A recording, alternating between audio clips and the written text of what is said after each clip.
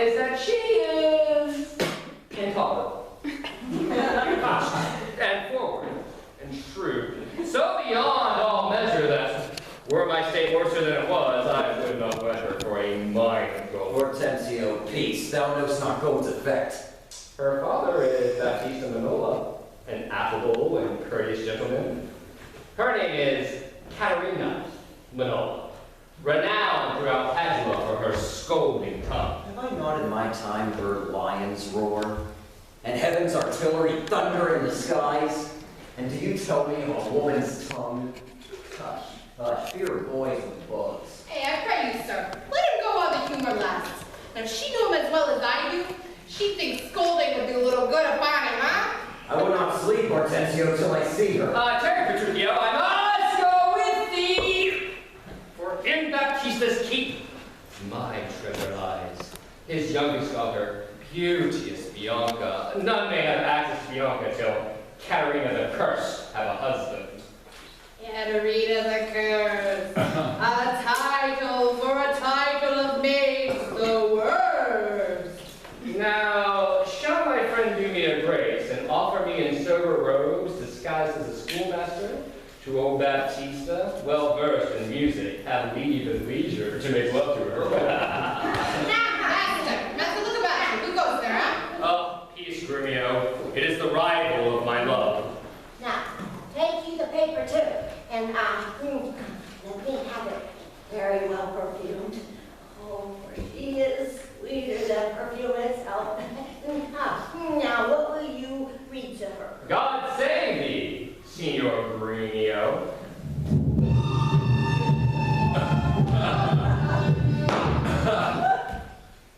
And you are well met, Signor Hortensio. Truly, whither I am going? To Baptista Manola, for I have promised to inquire carefully about a scholar for the fair Bianca. And by good fortune, I have lighted well on this young man for learning and behavior fit for her turn, well read in poetry and other books, good ones. Our chief. 'Tis well, and I too have found a gentleman, a fine musician. So I shall know what me behind in duty to our fair mistress, beauteous Bianca, so beloved of me. Oh, beloved of me, and that, my deeds,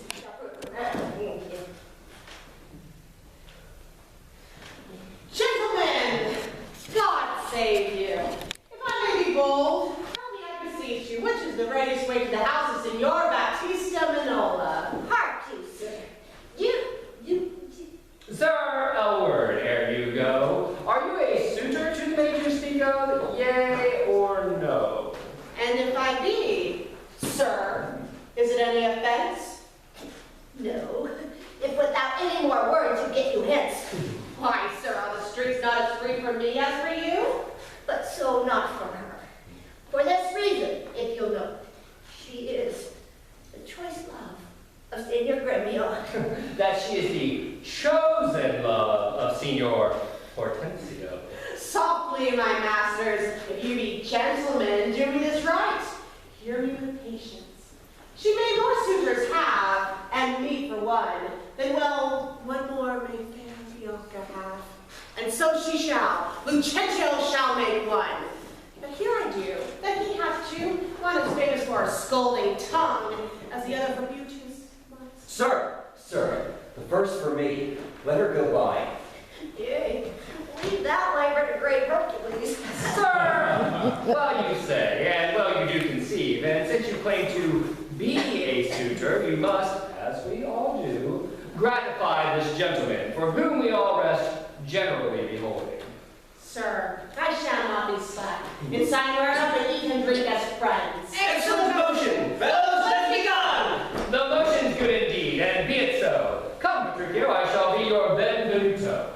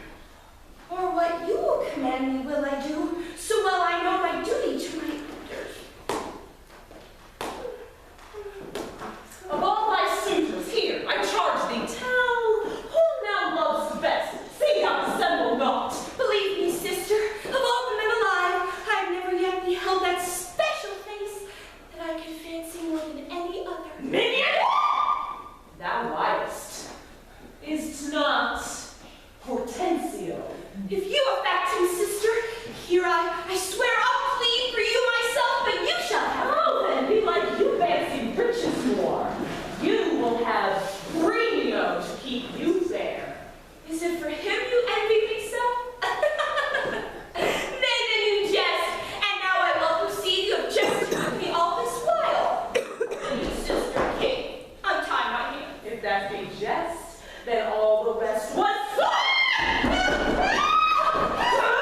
Now, Dame, whence this insolence? When did she cross me with a bitter word? silence flouts me, and I'll be revenged! You can't bring that down in my sight! What? Will you not suffer me? Nay, now I see. She is your treasure. She must have a husband. Talk not to me! I will go sit and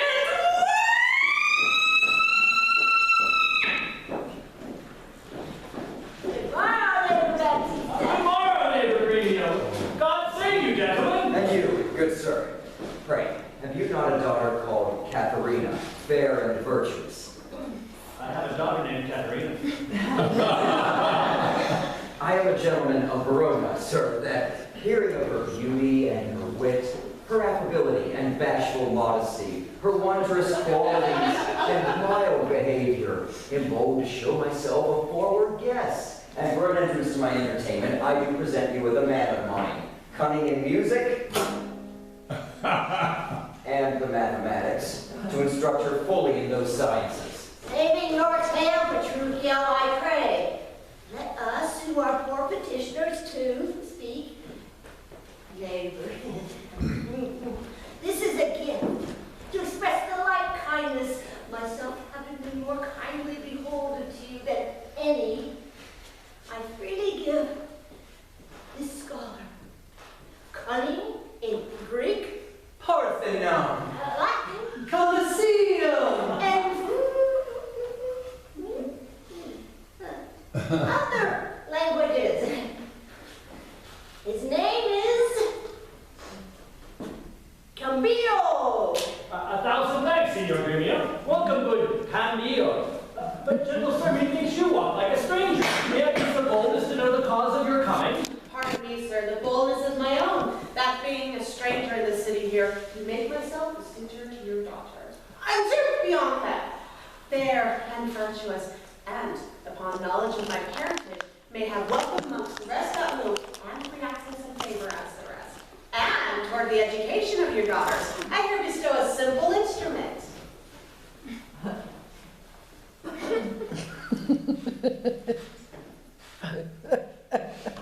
And a small packet of Greek and Latin books. What is your name, I pray?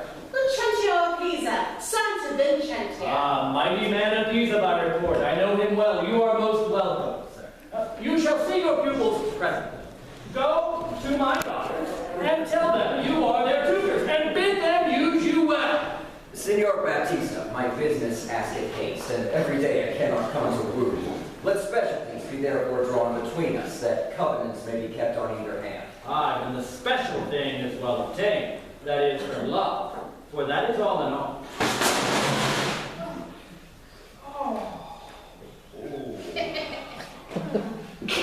How now, friend, why dost thou look so pale? For fear, I promise ye, if I look pale. Why, whilst my daughter prove a good musician? I think she'll sooner prove a soldier. Iron may hold with her, but never loose. Why, canst thou not break her to the lute? No, for she hath broke the lute. I did but say she mistook her frets. Frets, call you these? Quoth she, and with a word she struck me on the head. Oh, how I long to have some chat with her. Shall I send my daughter Kate to you? I pray you do. Well mayst thou woo, and happy be thy speed. Be thou prepared for some unhappy work. Say that she railed, and then I'll tell her plain she sings as sweetly as a nightingale. Say that she frowned, I'll say she looks as clear as morning roses newly washed with dew. If she denied to wed, I'll crave the day when I shall ask the bands and win be married. Here she comes. And now, Petruchio, speak.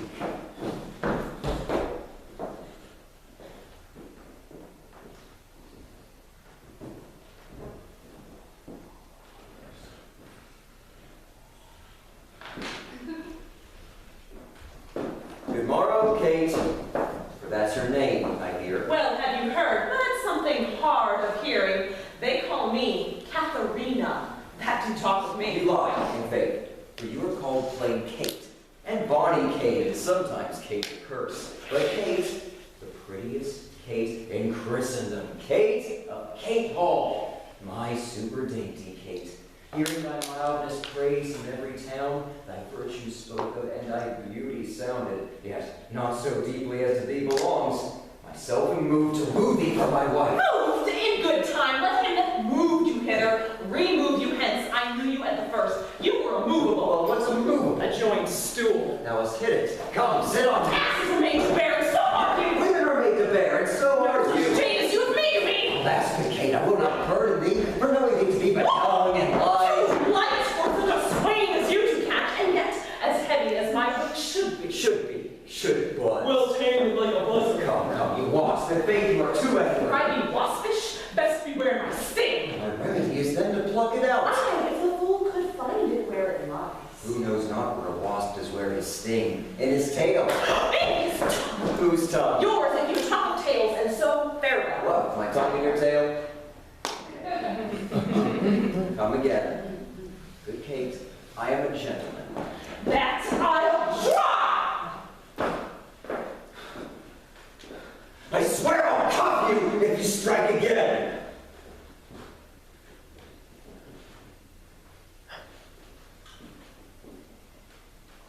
So may you lose your arms.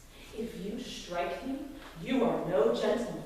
And if no gentleman, why then, no arms. Nay, come, Kate, come. You must not look so sour. It is my fashion when I see a crab. Oh, here's no crab, and therefore look not sour. There is.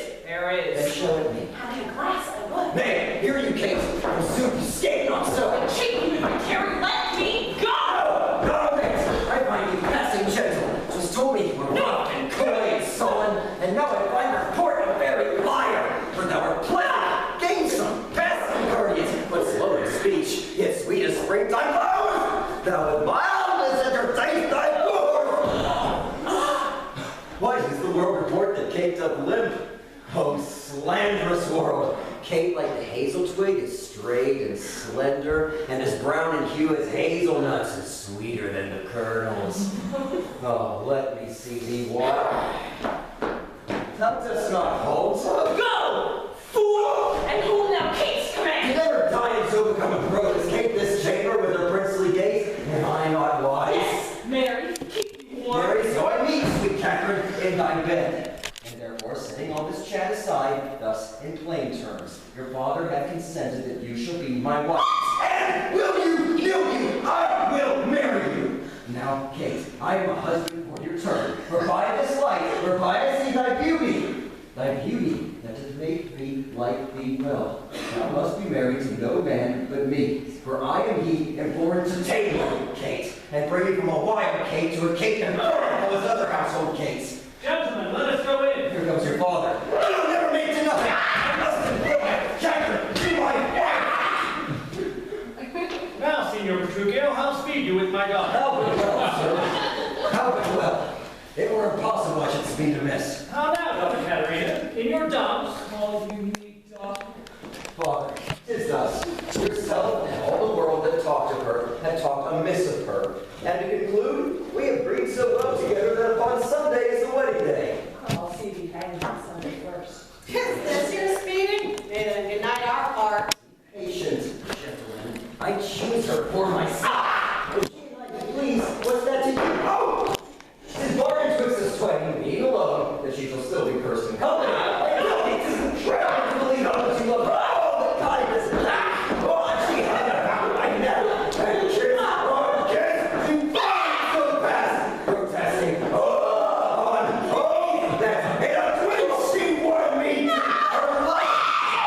Oh, you are not sick. There's a world to see how tame when men and women are alone. Give me thy hand, Kate. I will unto Venice by apparel against the wedding day. Provide for feast, father, and bid the guests. I will be sure my Catherine shall be fine. I don't know what to say. Give me your hand.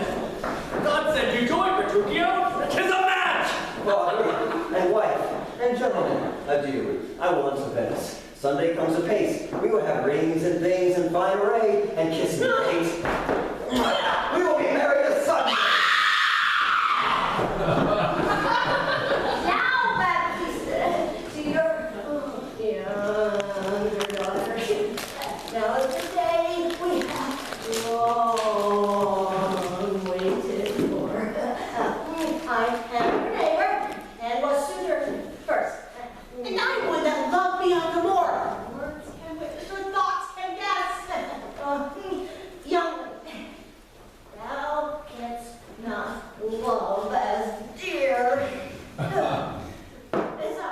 Right here, thy love doth freeze, and thy love cries. Content you, gentlemen, I shall compound this strife. 'Tis deed shall win the prize. That which can best assure my son's greatest dower shall have my Bianca's love. Signor Gremio, what can you wish?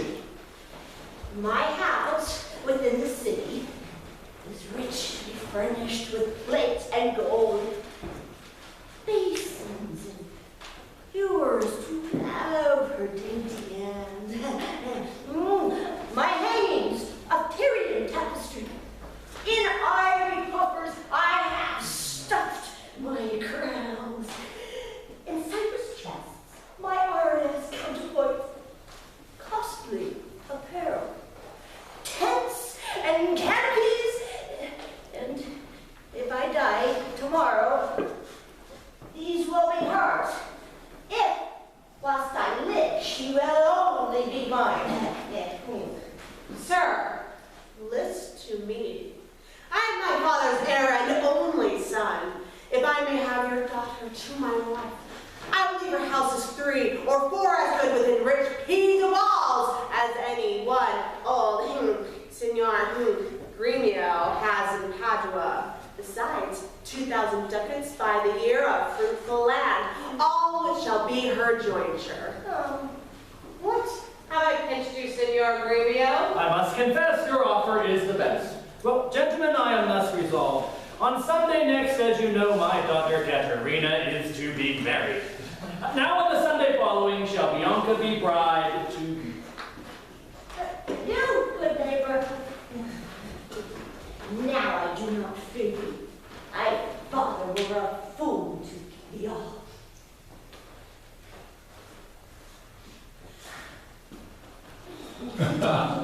A vengeance on your crafty withered kind!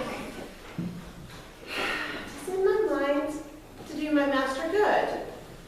I see no reason that supposedly Cintio must get a father. I'll suppose Vincentio. And that's a wonder. Fathers do commonly get their children. But in this case of wooing, a child must get a sire, if I fail not in my cunning.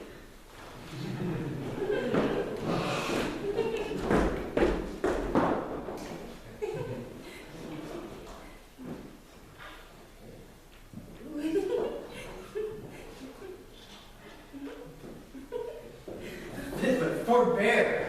You grow too forward, sir. When in music we have spent an hour, your lecturer shall have leisure for his much. Preposterous ass. That never went so far.